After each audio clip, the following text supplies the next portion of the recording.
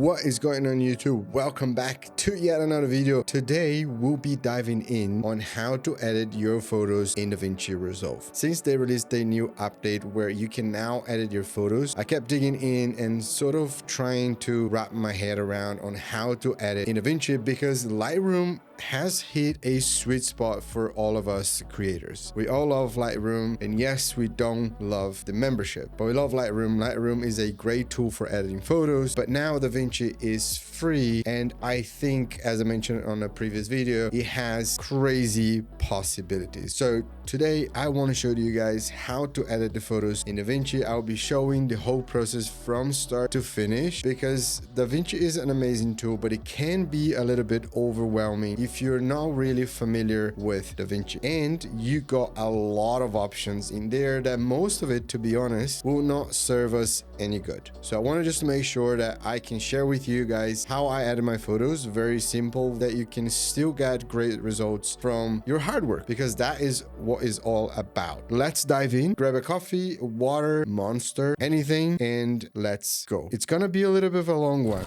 All right, beautiful people, once we are in DaVinci Resolve, the first time you open, that is something very important that I already wanted to tell you guys. So when you are working with photos in DaVinci, I would strongly recommend for you to create a new database for photo editing, because otherwise all your projects, including the video projects, will be in the same place. If you're organized like me, you know how much of a nightmare that is. So I would strongly recommend you guys to create a database specific for photography, which is what I did here. So you have your projects organized and easy to find. It's easy to do. You just need to click on add project library and connect the library with your SSD or your hard drive, the one that you're going to be using for editing. Also, I strongly recommend to be using an SSD specifically for editing photos because it will require a lot less of your computer. Once you have your database created, let's go now select our project, and I already have the project created to the photos that we're going to be editing today, but I wanted to do this part from the scratch to show you guys something that is very important, which is the organization part, which I believe Lightroom is a lot better in that sense than DaVinci for many reasons. But let's start with the importing our photos. So we need to do here is just find your photos, and you can literally just drag and drop, and all the photos will be in here. So now here you have all your photos, and what we need to do basically is select the ones that you want, the ones that you like, and the ones that you don't like. Once you do that, you can do it with the shortcuts, or you can just press down here on the good take or bad take. That's kind of how you can filter your photos so you don't edit all your photos. So you can just select the ones that are the best ones for edit. So just for the sake of time, I will not go through all the photos. So we're just going to select a few photos that we can edit. So let's select a few here that I think they are nice.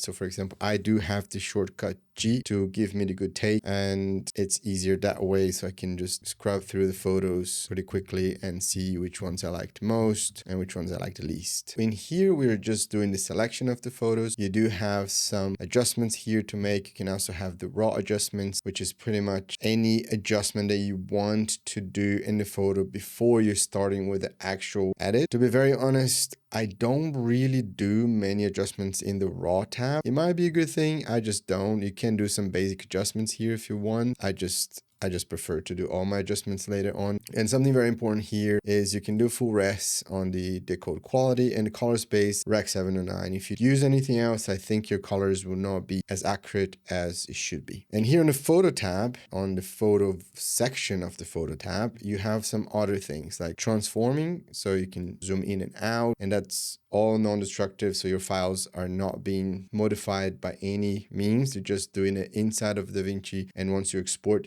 as you edit, but your file is going to be intact. Rotations, rotation angle, and everything that you want. If you need already crop by, let's say 4:5 for Instagram, you can. Something I normally do is go here on these three little dots, lines things, and I can then sort of adjust my cropping and you have a little bit more control. You're still retaining the 4:5 aspect ratio, and something you should do before you go into the editing, because in the editing you cannot do that. So you still have some adjustments if you want to do here, like temperature, like lift and gamma and all those things. And again, I do all my adjustments later on. Right, so now what we need to do is create an album. So you can right click and new photo album, or Command N if you're on a Mac to create an album, and you just can put whatever name you want. I'll just leave it as photo album number 1. Now that you have all your photos selected, you can go up here on the little heart and press it. So then you're going to give you all the photos that you like, and we can just literally get them all and drag down to the timeline, and that will be your project. So if you go down here, you can see that the photo album 1 has all the photos that you selected already there. Something here as well to consider, or just to pay attention to, is that, for example, this photo here, you already have the like color numbered on it. That means some effect or something already happened in that photo. In this case, we did a cropping for the 4:5, and that's why it's like that. The other ones are all grayed out because we didn't do any modifications on that photo. So now that we do have selected all our photos and create our photo album, let's start with the editing process. So to go to the editing process,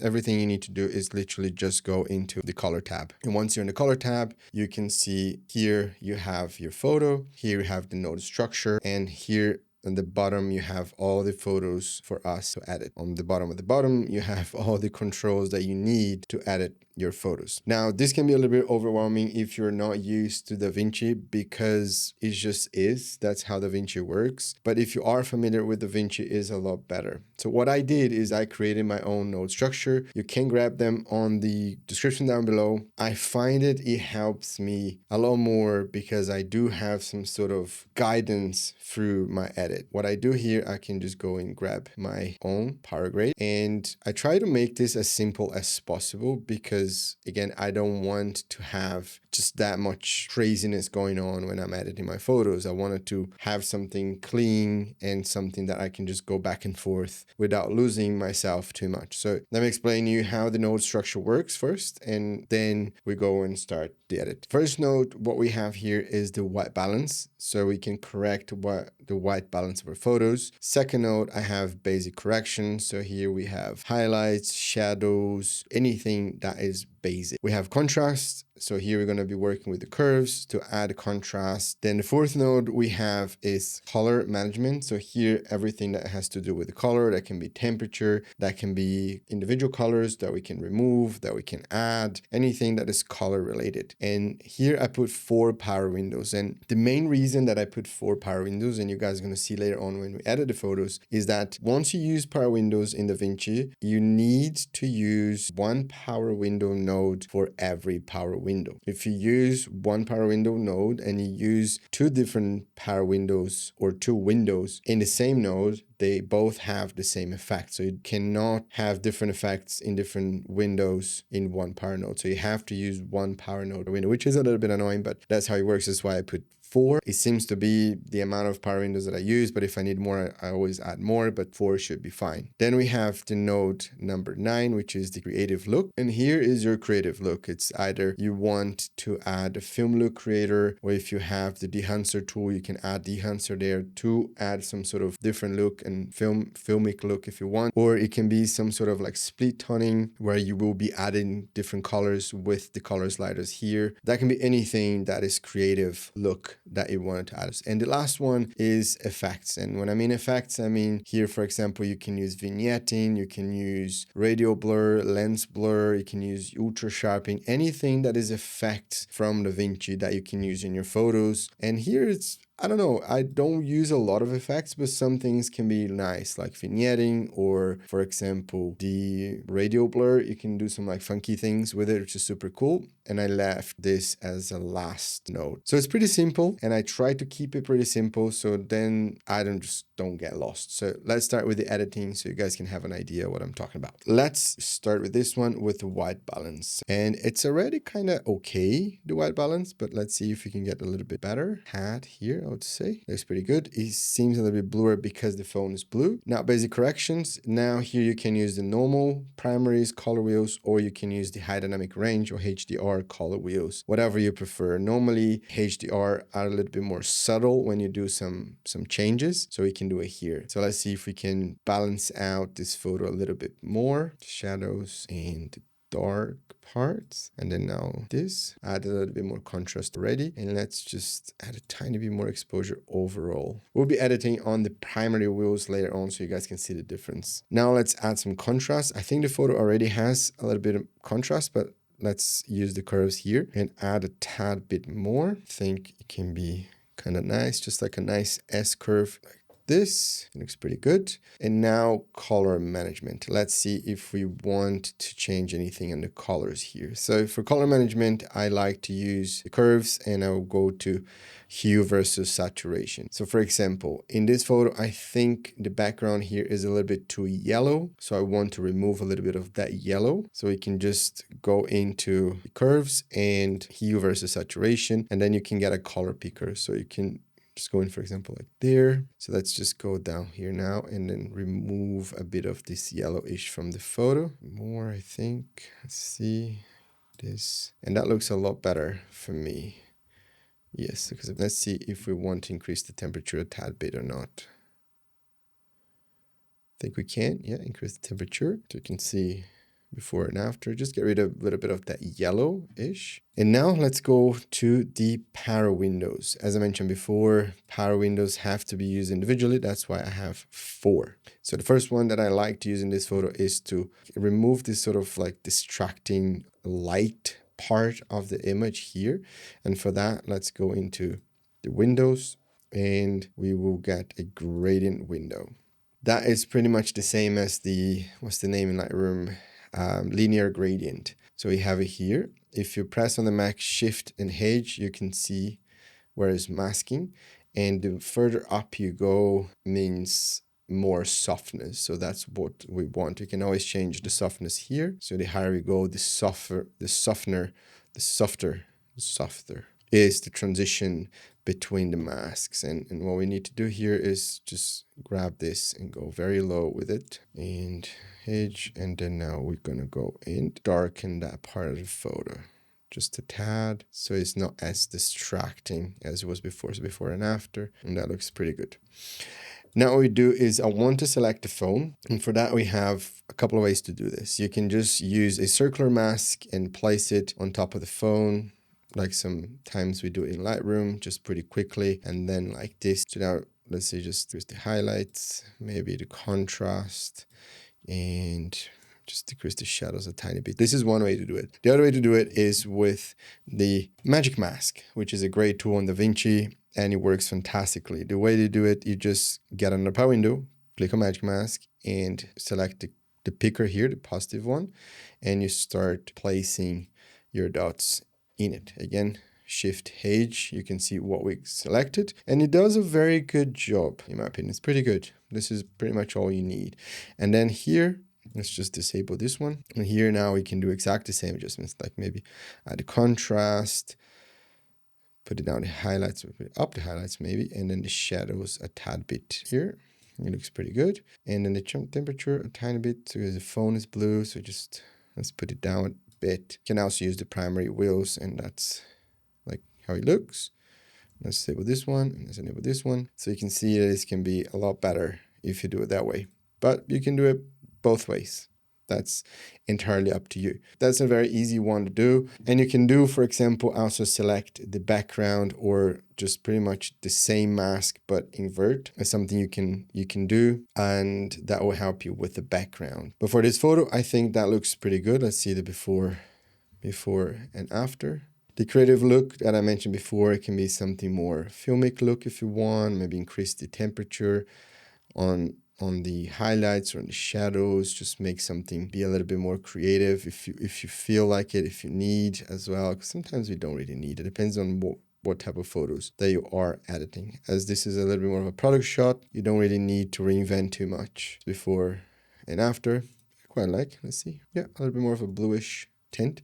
It's quite nice. And as effects, as I mentioned before, I don't normally use much, but let's see, for example, the ultra sharpen for this one. It just makes your photo ultra sharp.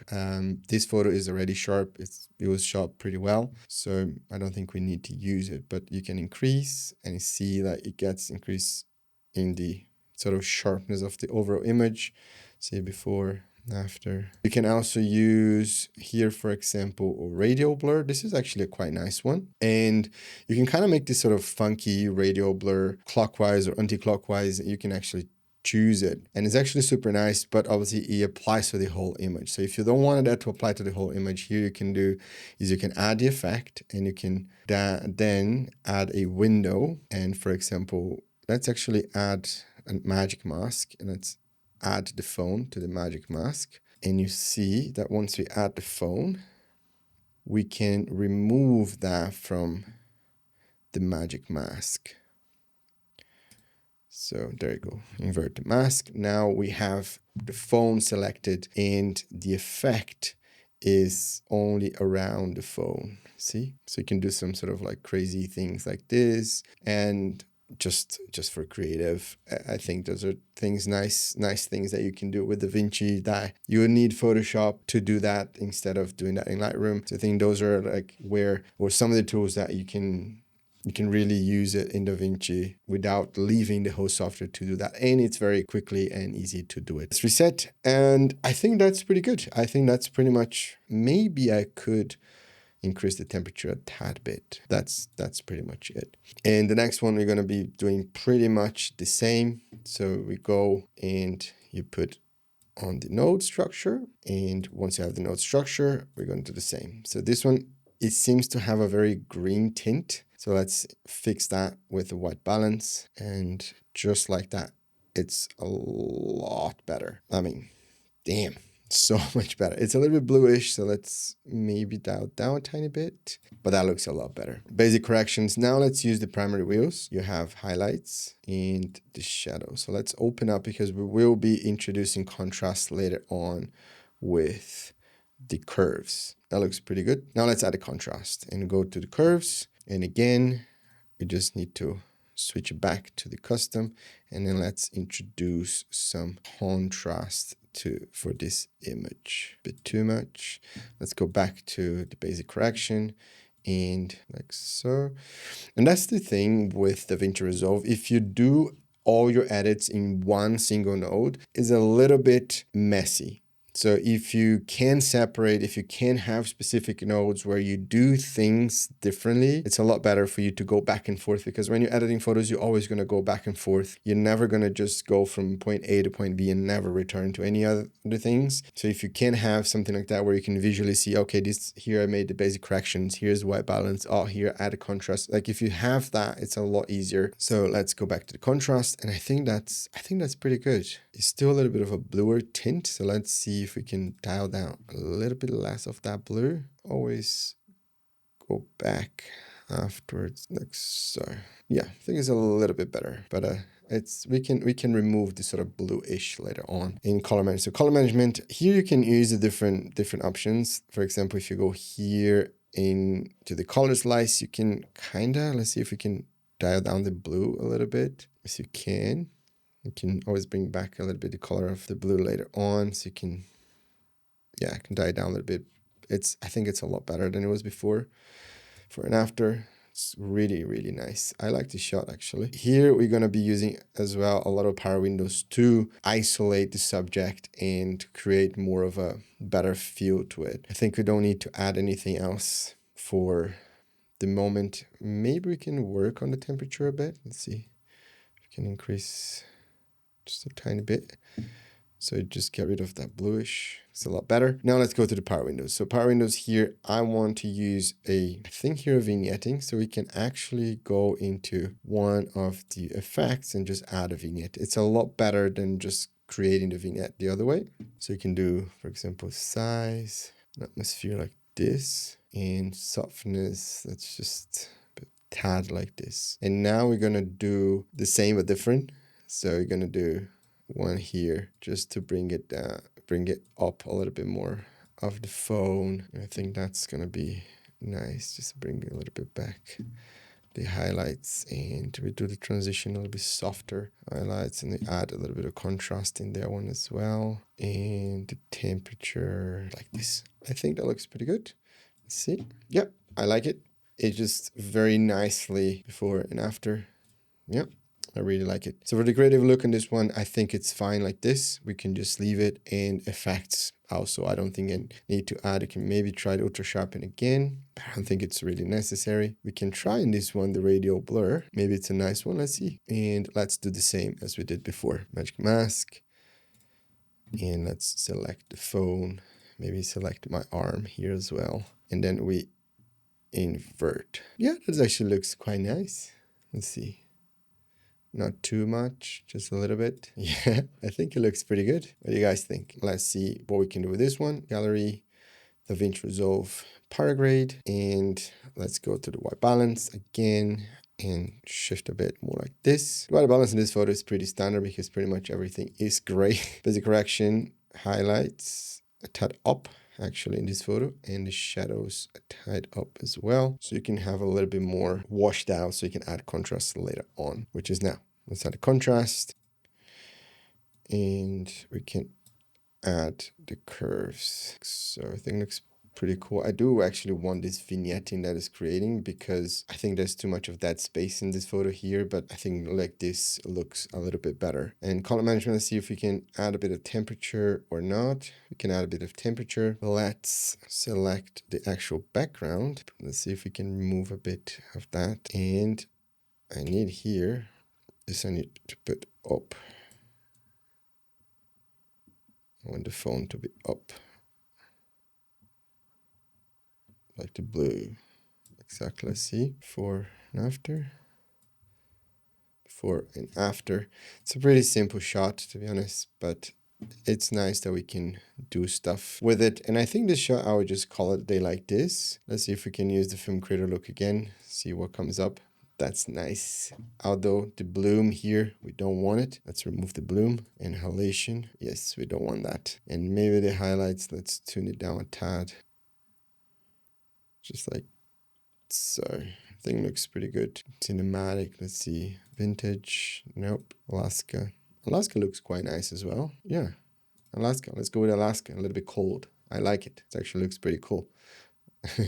Very nice. And there you have it. That's how I will be editing my photos in DaVinci Resolve. Okay, now that you actually have edited all your photos, there's two ways you can actually export. You can go up here and click on quick export, and we'll give you just preoccupied options. So it's JPEG, PNG, hike, and TIFF.